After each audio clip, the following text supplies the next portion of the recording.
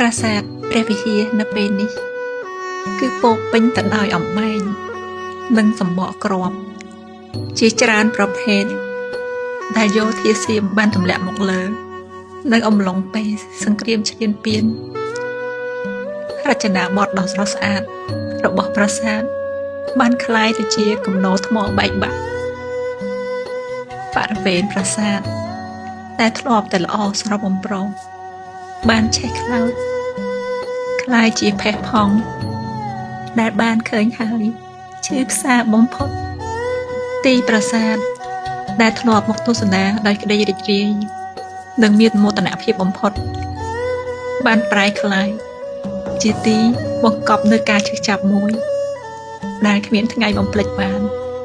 រហូតដល់ថ្ងៃស្លាប់ទៅវិញ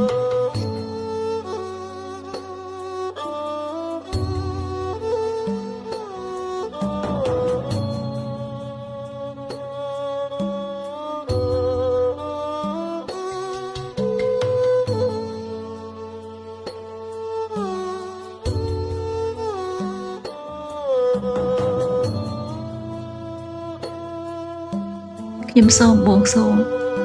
សូមឲ្យប្រទេសកម្ពុជាយើងបានរួចផុតពីការបំផ្លិចបំផ្លាញនេះនិងទទួលបានយុត្តិធម៌